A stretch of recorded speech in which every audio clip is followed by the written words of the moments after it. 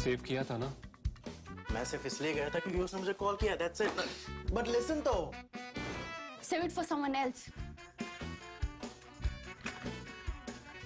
जिंदगी में सेव करना जरूरी है, मगर जब बात पैसों की हो, सिर्फ सेविंग से काम नहीं चलेगा। इक्विटी म्यूचुअल फंड्स में इन्वेस्ट कीजिए और अपने सेविंग्स को आगे बढ़ने का मौका दीजिए। Mutual fund investments are subject to market risks. Read all scheme-related documents carefully. Former RBI governor and top global economist Raghuram Rajan has made a very significant speech at the IMF-World Bank annual meeting. Now, this speech has led to quite a bit of commotion in India, particularly on social media. If you follow Twitter, you can see a lot of anger, a real collavery, remember that word, has been unleashed on Twitter. Basically saying that, look, he doesn't understand India, he's anti-India. It's good that Narendra Modi saw through him and got rid of him, etc., etc. Also, it's been said that he's some kind of an agent or a spokesman for a lobby, which is China, plus the environment lobby, plus Indian liberal elites. And together with them being their agent, he is trying to destroy Indian manufacturing and India's economy. Now, you know what? We are now living in a very interesting world. A world where debate has progressed and evolved, but not necessarily in the right direction. So there was a time, possibly at some point, I don't remember when, but there must have been when all debate was based on facts. So fact-based debate. From fact-based debate, we came to fact-free debate. Now, fact-free debate has been going on for some time.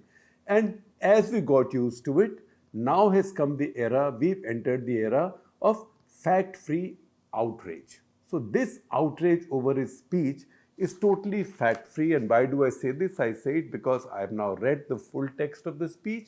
And you know what? When in doubt, check out the facts. So I'm sharing the full text of the speech and also the full video of the speech with you. So check it out and see what it means and why 16 words from that speech, just 16 words, have been taken out of context. And what those 16 words are, you can see on my screen. And I quote from the speech, "The world cannot afford India to follow China's path, even if it were open to do so."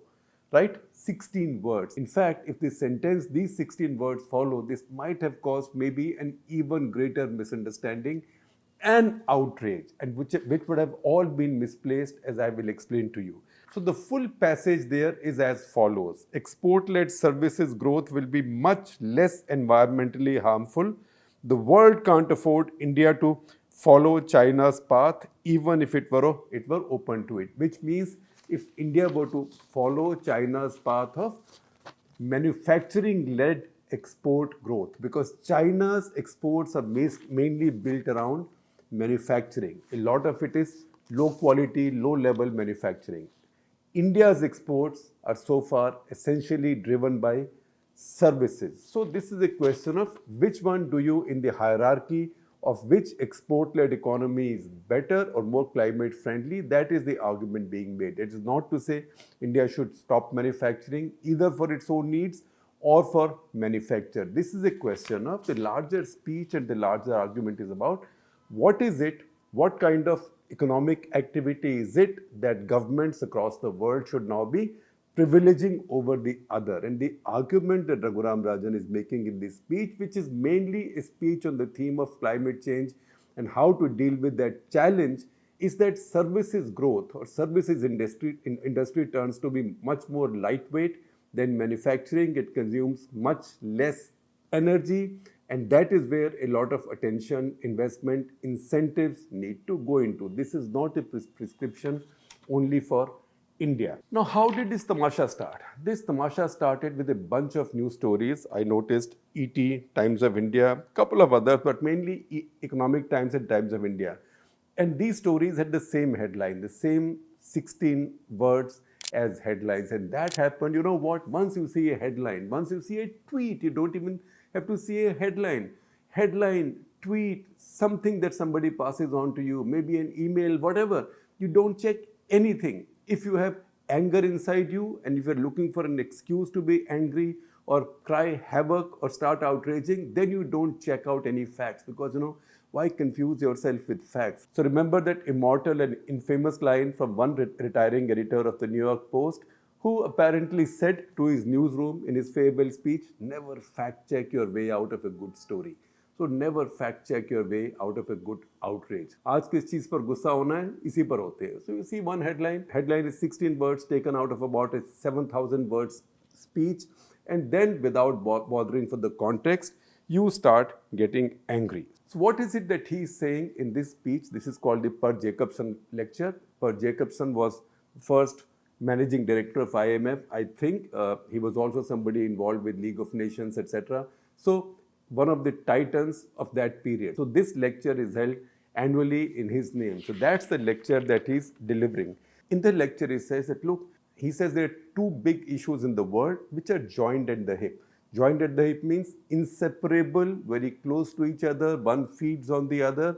So they are joined at the hip. What are these two issues? These are climate change and globalization.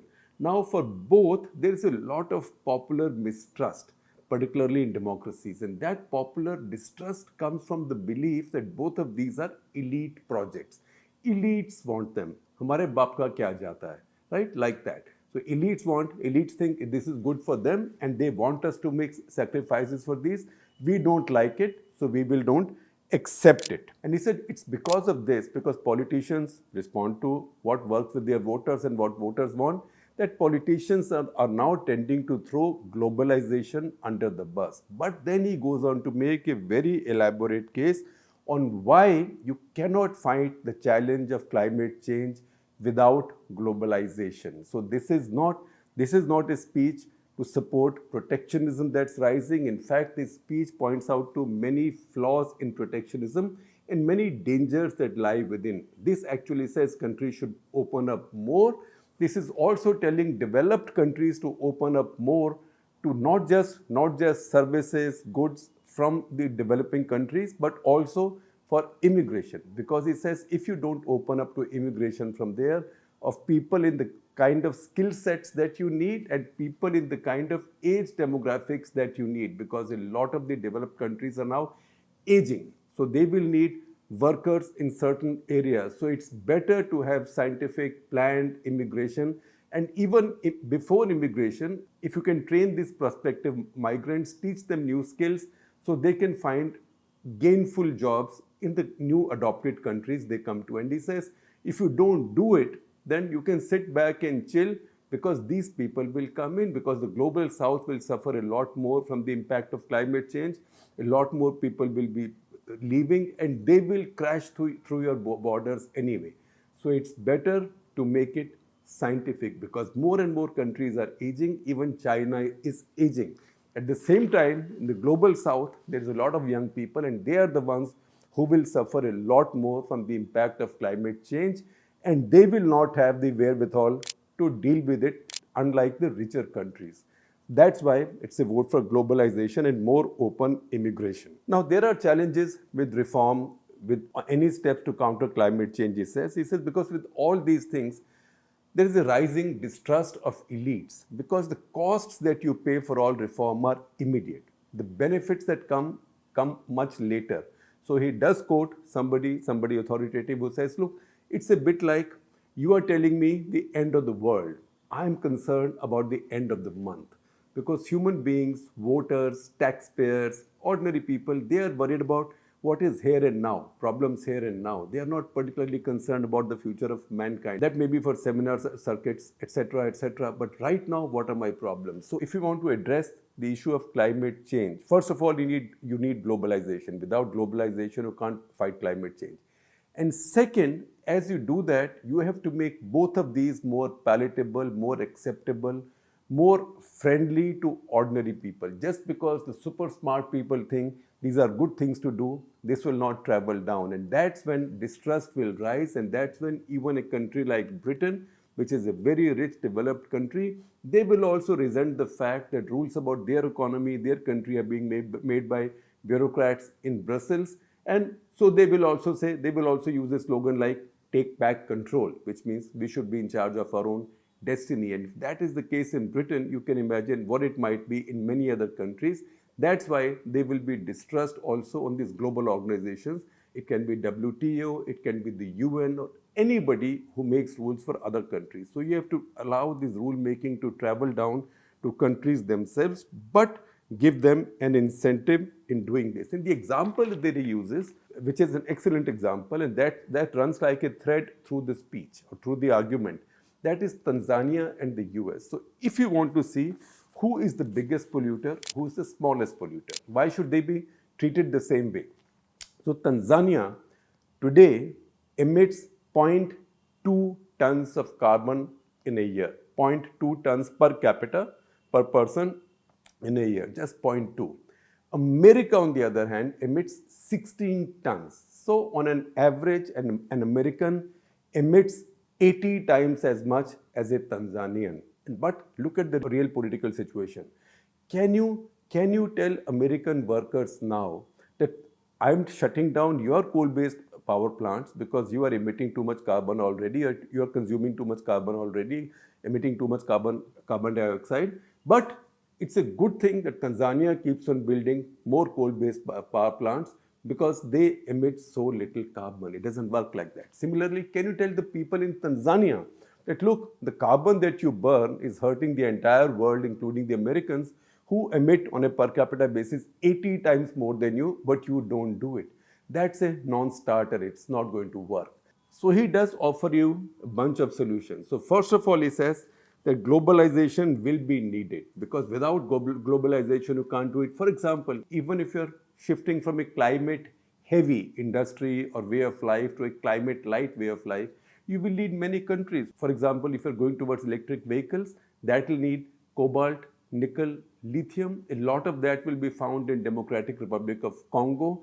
You can't convert that into batteries there. That will be done in Russia and China. So in any case, global supply chains will be needed and globalization will be needed. So globalization will be needed for the flow of trade, capital, technology, and most importantly, and that's most importantly from India's point of view also, people. Because a lot of India's free trade agreements, the negotiations get held up on the movement of people, because India's resource is its people.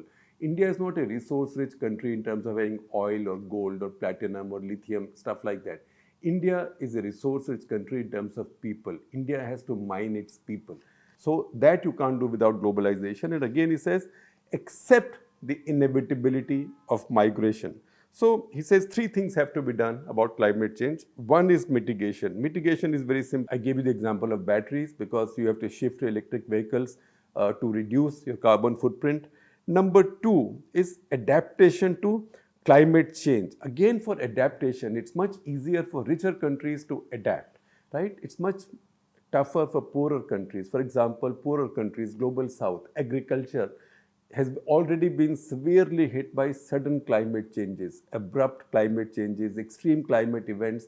And what will then happen is it will make it tougher and tougher for poor farmers to survive.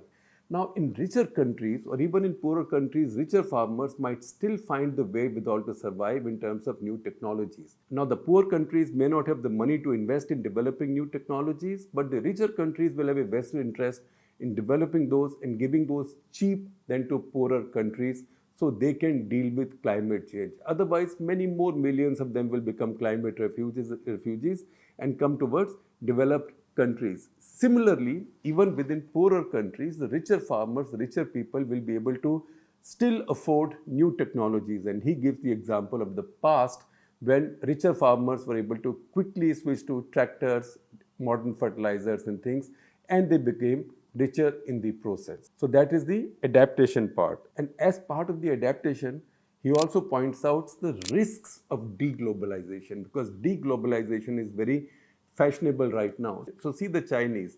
Coronavirus first arose or emerged in China. The Chinese were able to control it immediately, but in the course of time, more strains came, more people traveled, and the Chinese again got hit. Everybody got hit again. Chinese also got hit. But you know what? Because the Chinese blocked globalization. Chinese have a deglobalization mindset. They like globalization only as long as it suits them. they refused to accept any Western vaccine. They took too long vaccinating their population. Raghuram Rajan is not saying this, so he shouldn't be blamed for this. I am saying this, that on all evidence, it looks like that the vaccine the Chinese produced was much less efficacious. And that's why even last week in the 20th Party Congress, Xi Jinping said that he will continue with his dynamic zero COVID policy, which means lockdowns will still continue because his vaccine is about 55% efficacy. I know that immediately a lot of you will say, oh, Shekhar Gupta is now batting for Pfizer and Moderna. You are free to say that if you so wish, but all I am trying to remind you of is that India was not as stupid as the Chinese. So while India developed its own vaccine, which is a great idea, India allowed the most popular and the most sold but cheap foreign vaccine to come into India. That is your Covishield, which I also carry in my arm. 2 shots and 1 booster. Most Indians have it. More than 90% Indians have that vaccine. So India was open-minded enough or globalized enough in its thinking to accept a vaccine that came from overseas, from Oxford University and AstraZeneca, which is also a global pharma major. The Chinese didn't do it, and that's why the Chinese suffered. So once again, that tells you that globalization has great benefits. You can make it work to your benefit, but if you decide to be cussed about it or stick in the mud, then you can also do yourself a great deal of harm. Now, this is where Raghuram Rajan brings in his favorite bicycle example. We say favorite because he's used it earlier in a different context that I will tell you. So he says, look, think of it like riding a bicycle. The risk of falling is much greater if the bicycle is stationary. आपने कभी bicycle चलाई है? If you've learned to cycle, you know it's almost impossible to be stationary on a bicycle, right? That's why you have these slow cycling races which are so tough. People keep toppling from left to right because it's almost impossible to be stationary. So he says on globalization, follow the bicycle theory, which means if you are stationary, the risk of falling is much higher. So you have to keep on moving. And the reason I said that this is his favorite example is in one of his earlier works, I think the book titled Saving Capitalism from Capitalists, he'd used the same bicycle metaphor for Indian way of governance. And he said that's Indian system is like somebody riding a bicycle. The example there was you kick those who are below you and you bow to those who are above you. Up cycle chalayenge, so you tend to bend a little bit, but you also kicking furiously or pedaling furiously at the bottom. So he used a bicycle metaphor to explain that phenomenon, and now he's using it to support the idea of globalization. So what is the solution he produces? His solution is something that he calls Global Carbon Reduction Initiative, GCRI. What happens in this case is, again, go back to Tanzania and America. Now, you can't tell Americans to shut down their power plants. You can't tell Tanzanians to not set up more power plants. You can apply the same example to India as well. India is in fact setting up more coal-based power plants because India does need them and gas is too expensive. Gas also is polluting, but less polluting than coal, but is now way too expensive. So how do you persuade people on both sides? So he says the way to do it is look at the per capita carbon consumption average or carbon dioxide emission average. Any country that is above this global average, global per capita average, any country that's above it pays into an international fund. It is like a carbon tax, but everybody doesn't pay it because if you put a carbon tax on everybody equally, then Tanzanians will say, what the hell? These guys are polluting 80 times more than me. I'm paying the same tax as they are paying. It is not acceptable. Even India would say, look at these Americans. They are producing almost 10 times as much as I. And there are other countries which are big polluters. And I'll give you a roll of honor. Qatar, almost at the top. There's Palau on top of it, but that's too small. Qatar, 35.64. India is 1.74 ton per year. Qatar is 35.64. UAE is 20.70, Brunei is 17.95, Saudi Arabia is 16.96, Oman 16.9, Australia 15, Canada 14, US 16. So all these resource-rich countries are either in the 16 ballpark or above. So again, a country like India will say, why am I paying any tax on this? So his way is that look at the global average. The global average today is about 4.78. That is 2.5 times India's per capita emission. So any country that is above that average will pay a certain amount, you can call it carbon tax, you can call it anything you want, into a global fund. And this will then be distributed to other countries who emit less than the global average, which means it will give the richer countries the incentive to move to less carbon intensive lifestyle and products and machinery and technologies because that way they save this carbon tax. At the same time, this will incentivize poorer countries, say like India, Tanzania, Pakistan, Bangladesh, any country that you name with large populations, they will have the incentive then to use this money and to invest more in carbon saving technologies. Because the less carbon they emit, more of the share they get out of this pool. Now, this is where the idea of services come in. Now he's explaining why is there so much resentment against globalization, against outsourcing, say in a country like America or developed countries. That's because open borders, imports, outsourcing, those have knocked out the middle. Those have knocked out the middle of manufacturing jobs, which means mid-level workers have lost their jobs in the entire economy. So mid-level workers have lost their jobs. So people with mid-skills have lost their jobs because their jobs have been exported either to China or to Bangalore or wherever. Lower level workers are all right because they are needed and nobody takes their job so easily. It is those who are in the service sector, banking, finance, they become much richer. And as they become much richer, their children also get much better education, go to much better schools, much better training academies, etc., and they move further into the same services, finance sectors, and that is causing the big resentment. So one way now is to reduce the cost of living for the middle and also to create more jobs in the middle. And the way to do that is to move towards services. For example, telemedicine, he mentions, that can be a big service industry. But for telemedicine, education, for legal work, just writing legal documents, writing what we call as affidavits, these are things that should be part of the globalized economy. And he's not saying it, but I would say these are areas that India is going to ace, partly also because of our strength in English language. No matter what some people on the political side today are trying to do by enforcing Hindi or other languages on people, our strength in English will remain, and more parents will send their children to English education. For this, he says, entry barriers will have to be broken. And what are the entry barriers? Most countries don't recognize each other's university degrees. So the countries could either start accepting each other's degrees through negotiations, or they could offer equivalency exams. He suggests. Why? One, because further liberalization in manufacturing globally, not just for India, further liberalization in manufacturing is now having diminishing returns. Number two, services are the largest chunk of the GDP now, and there is more scope of growth there, and that's where telemedicine is quoted as an example. Number three, as we move towards more climate-friendly lifestyles, then everything will change. In the materials we use in our construction, architecture, all of this will have to be climate-friendly, and all of this will then need more research, more expertise, and this expertise could then be traded worldwide. So this will be a globally traded service. That's why, in conclusion, services are weightless. They consume much less energy on way to the final consumer. And finally, that passage which has got so many people's backs up, export-led services growth will be much less environmentally harmful.